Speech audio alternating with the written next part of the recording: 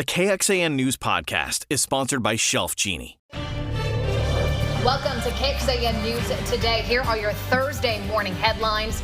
18 reported tornadoes touched down in parts of Oklahoma, Kansas, and Iowa yesterday. At least 2 people are dead. Storms downed trees and power lines, destroyed buildings and homes, and caused several road closures. That severe storm threat shifts today to include parts of Louisiana, Missouri, Arkansas, and much of Texas. The state wants to help you save money and prepare for the next weather emergency. This weekend is the state's sales tax holiday for certain supplies under a specific amount of money, including portable generators, emergency ladders, hurricane shutters that cost below $300. There are other items under the $75 price range that qualify under the tax holiday. The highly anticipated launch of the SpaceX Starship is expected to happen this morning. The largest rocket in human history is launching from Boca Chica Beach, right next to South Padre Island. The launch window starts around 8:30 this morning. So we're watching that for you, and we are watching a chance of severe storms headed our way and throughout Central Texas. Good morning, everyone. On this Thursday, I'm Sally Hernandez. And I'm Erica Brenna. So from what we understand, it's the hail, right, Kristen, that is the biggest concern? That's the primary threat. Yeah, will be large hail, but really nothing's off the table. So let's start with what's going on this morning, because this severe storm threat for today, that's actually for tonight. So it's going to be a late night event. Right now, we've got clouds and radar showing pretty quiet conditions. I mean, we're not going to see much other than a few pockets of light rain, sprinkles, and mist on the way out the door this morning. Live look from our Whittlesey Landscape Supplies weather camera there in southeast Austin. Cloudiest skies up top. Probably not going to see a whole lot of sunshine today, similar to what we felt yesterday. But as far as the numbers go, upper 60s, low 70s. It is warm. It is muggy. It is going to stay warm as we see those afternoon highs climb back into the 80s. You'll notice the rain chances through the day slow to climb, 20% this morning to 40% by this afternoon. But then that jumps up to 70% by the time we hit this evening. And that's also going to be matched with an increase in severity here. That's a 2 out of 5 threat we're looking at across all counties. You notice every single county has now been included in that slight risk, and that's going to be something that we'll really focus on coming up in your first warning forecast, breaking down the timing and those threats.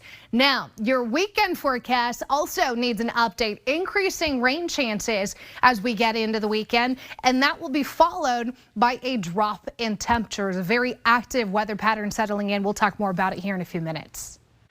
Okay, Kristen, thank you. Parents and teachers say a lockdown at a South Austin Montessori school this week made them even more worried about crime in that one area. The school is near Brody Lane and William Cannon Drive. The head of the school says recent incidents, including a break-in, forced them to make safety upgrades. KXAN's Brianna Hollis spoke to school leaders who fear a nearby homeless camp is contributing to the increase in crime. So we've got the babies. Hi. And how important are the students to you?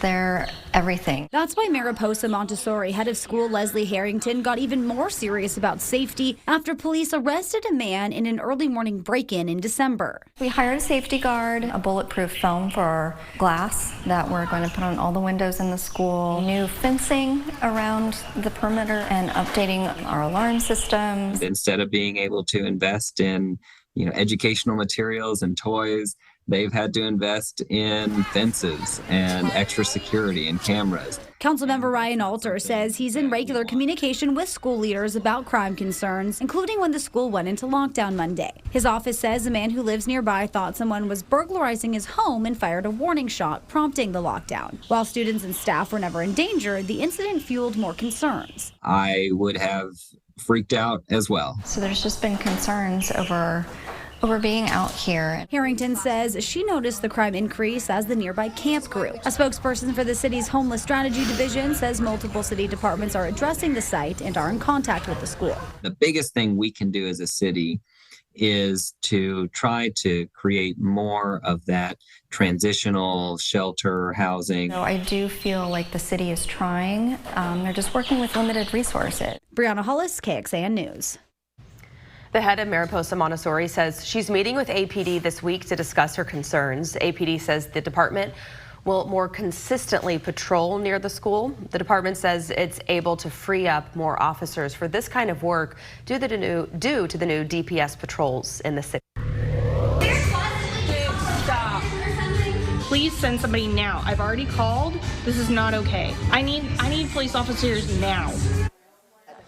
This isn't the first time a local business has voiced these kinds of concerns. The video you just watched was from January when a man believed to be experiencing homelessness tried to break into a South Austin salon with a pole. The owners believe the man was from a camp off Ben White Boulevard in Pack Saddle Pass. KXAN asked Austin's Homeless Strategy Division what's being done to clean up the camp. A spokesperson told us at the time a team would conduct field surveys to prioritize camp cleanups. Another bill headed to the House would require school boards to approve new library materials and publicly release lists of proposed library purchases. Supporters say it would allow public schools and parents a chance to weigh in. Critics say the bill's language is too vague and could slow down the process of acquiring new books. Well, Texas school districts without an active shooter plan do not have to implement a strategy. They could be put under state supervision. That consequence is part of a bill heading to the Texas House. The legislation is in response to the Uvalde shooting that happened last May.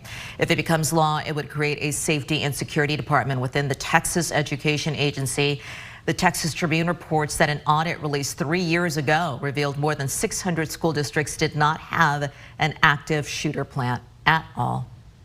Austin City Council wants to keep electric scooters and other devices organized around town, so it's going to meet later today to talk about it. Among the agenda items, a plan to have the city manager explore safe ways to maintain micro-mobility devices like, of course, e-scooters and bikes. It will also discuss a potential plan for the city manager to explore the use of more sustainable concrete in city projects. Concrete can create a large amount of greenhouse gas during its manufacturing. The meeting is at 10 this morning. A local cheerleader shot in a misunderstanding. The new update on how she's doing in the hospital. A new housing scholarship program for University of Texas students. How you can qualify. Good morning. There is a live look that you're watching right now from our camera over at the Whittlesey in South Austin. Kristen is here. She has a look at your forecast and the rain that we're expected to see throughout Central Texas. And just how severe some of those showers might be. Well, the Round Rock High School cheerleader shot in Elgin remains at a local hospital this morning. Her name is Peyton Washington, and her father says that she is now recovering in the intensive care unit at Del Seton Medical Center after doctors removed her spleen. He says his daughter was shot in the leg and in the back, and that another girl was grazed by a bullet. Peyton and 3 other cheerleaders stopped at an H-E-B parking lot off 290 in Elgin after driving back from their practice gym in Houston. The owner of the gym, Lynn Shearer, says one of the girls accidentally tried to get into the wrong car, and that's when a man started shooting. Elgin police say surveillance video led them to Pedro Tello Rodriguez Jr. He was arrested the same day at his home. Coming up on Today, more from the gym owner as the investigation continues. State lawmakers are a step closer to regulating school library books. What could change? An airman accused of leaking classified documents is in jail waiting for his trial to start, while Congress is pushing for change beyond the courtroom. Texas baseball team back home for the first of a 5-game homestand, and well, they didn't have to play 9 innings. I've got more on that coming up. This KXAN News podcast is brought to you by Shelf Genie. I'm Rosie Newberry from KXAN Studio 512. Considering replacing your kitchen cabinets? Struggling to find or reach things? Go to shelfgenie.com/Austin. Shelf Genie designs custom pull-out shelves for your existing cabinets, adding convenience and value to the most used room in your home. Shelf Genie custom pull-out shelves, everything in reach. Good morning. Welcome back, everyone. On this Thursday is April the 20th. We're going to check in with Kristen to see what your weather is looking like on this day and to see if there are any chances for severe weather as we get you ready here on KXAN News Today. Some students at the University of Texas in Austin are now eligible for housing funds. The university has started notifying 3,500 eligible students about a pilot housing scholarship. It's a program that offsets student housing costs by giving them $1,800. We have a deeper look at the qualification on our website. Search under UT Housing Scholarship Program. I should say it's per year, not a month. Looking closer, the West Campus area has higher rent prices than many other parts of Austin. That's according to data from Apartment List. 2-bedroom apartments are costing renters $2,000. That's about $100 to $200 more than the citywide average. Austin is currently working on ways to address affordable student housing. City manager is actually working with colleges on creating a goal for student housing development that can be added to the city's housing blueprint. All right, this might be my favorite story of the day. Tacos aren't just for Tuesdays anymore. We know that. It's a 24/7, 365 food. In fact, Mexican food overall becoming the most preferred food in the country after years of Italian being number one. Interesting. A 2022 study from a group called Data Essential examines the food market, and it says cravings are changing by generation. All right, so boomers and Gen X from the 40s to the 80s overwhelmingly preferred Italian food. Chinese food is in second place, but millennials and Gen Z, those are 1980s through early 2000s, Mexican food is number one for you. One of the people behind the study explains it. It's just the changing demographics of the country as a whole, both who's, in the country and also, who we're friends with, who our neighbors are. The study says it's a trend that's been building for decades. And by the way, salsa outselling ketchup and tortilla chips outselling potato chips in the United States. Wow. I believe it. That's what we do not leave HEB without the HEB homemade salsa. Yes, tortillas. And chips. Yeah. Done. See, I'm kind of the opposite. This does surprise me because, chips and salsa taking out pizza, like pizza, I get it. That is like a universal language for children. I know. Listen, it's always Taco Tuesday when I was growing up. I ate nothing but Mexican food, so this is no This surprise. is my life. This has been my life. Let me show you what's going on with your forecast here, because we have quite a bit to talk about when it comes to the chance of some strong to severe storms later on tonight. Clouds and radar not showing anything that I'm concerned about yet. Temperatures are comfortable, 60s and 70s out there. As far as the numbers go, you can plan on those mild temperatures still on the warm side as we get into the later part of the afternoon. By that, I'm talking about that 8 a.m. temperature of 71, climbing to a 4 p.m. temperature of 83 degrees today, very similar to what we felt yesterday. But the rain chances will start low, and then they're going to climb as we get past this afternoon. So 20% through lunchtime, 40% in the afternoon, will go up to 70% for the late evening, early nighttime hours, and then eventually those rain chances come down. So let me break it down for you as far as what we can expect our future radar to potentially look like. As I put this into motion, you'll notice through the morning, it's pretty similar to what we had yesterday. Pockets of light rain, sprinkles and mist. Nothing severe expected between now and early afternoon. It's going to be as we get into the heating of the day here, about 3-4 o'clock, you can start to see some thunderstorms begin, and then these storms really start to pick up in coverage and intensity around 5-6 p.m. So your evening commute home still looking very impressive, unfortunately, as we get into tonight. So this is now past sunset, 8-9 o'clock. We see these storms gaining in intensity and strength, and then eventually 11 p.m. into midnight, those storms will push out. We'll just be left with a few spotty showers as we get into Friday morning. But that being said, it's a 2 out of 5 risk for everybody, meaning scattered severe storms possible anywhere from Mason County to Fayette County. This is an all Central Texas deal here as we get into this evening. What are my threats? I think large hail by far will be the primary concern here. So 1 to 2 inch hail, and that will certainly leave a mark. You want to make sure as you get home this evening, you park your car under some sort of cover. Damaging winds, especially if we start to see that line of storms congeal and become one big line, then the threat will be the damaging winds. But even an isolated tornado can't be ruled out. I'm not necessarily thinking flooding is going to be too big of an issue. If anything, just some nuisance flooding in our eastern counties. But we're going to be able to hold a lot of that rain, especially out west. The severe storm threat kind of follows that risk of storms out towards our eastern counties as we get into tomorrow morning. So I think today will be the big day. However, there is now a risk of strong to severe storms Saturday night. That's new. I'm making a big deal out of it because I had to rearrange your rain chances here this weekend to now include Saturday night and most of Sunday. So stays very active over the next 4 days. A 70% chance of storms and showers with that severe risk this evening into tonight. Couple spot showers tomorrow morning. We take a break tomorrow afternoon. Then we get back into that risk of strong storms Saturday night into Sunday. Sunday, a 50% chance of storms and showers. And we'll continue with that chance of rain and storms early next week. Temperatures kind of going back and forth, 70s and 80s for the next 6 to 7 days. All right, thanks, Kristen. State lawmakers have moved closer to regulating the books that fill public school library shelves. A House bill got initial approval with 11 Democrats joining Republicans to ban so-called sexually explicit books from school libraries. Ahead of the vote, a handful of people held what they call a read-in at the Capitol. If the bill gets signed into law, book vendors would have to rate their content as sexually relevant or sexually explicit based on references to sex or illustrations related to sex. Critics worry the bill's language is vague and violates free speech. It's very vague, and the impact of this bill, we know because we've already seen it, would be to have books removed to censor diverse experiences, particularly about people of color and LGBTQ individuals.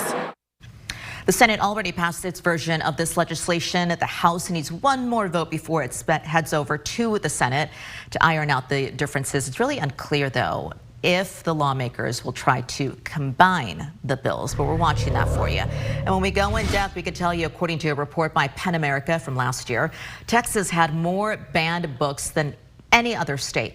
Last school year, Texas banned 801 books across 22 school districts. The report also found the majority of those books contained LGBTQ themes or protagonists, or had major characters that were people of color. Well, last July, Jacobs Well in Wimberley was closed for swimmers as the lack of water made conditions unsafe.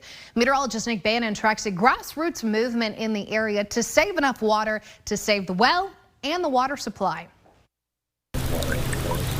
Our main mission is really protecting land so we can protect water. David Baker with the Watershed Association protects nearly 500 acres around Jacobs Well. So when the well is low, that means aquifer levels are low. So it's like an indicator of the health of our groundwater system. Last year here at Jacobs Well, they missed out on 16 inches of rainfall that they would normally have. What that meant was this stream here had no flow for 35 days, the most ever recorded. But the community is trying to restore the well and save the water. The part that you can't put a price tag on is that community stewardship, the protecting of the resources of your area. At nearby Blue Hole Primary School, the green pipes are the black water, wastewater that's leaving and then eventually ends up going to our on-site treatment facility. And then the purple water is the site harvested water. Here, the irrigation system outside and the toilets inside are supplied by condensation from air conditioners and rainwater. With funding from the Watershed Association, Wimberley ISD purchased water tanks, specialized gutters, and water sanitizing equipment. They adapted a thinking known as One Water.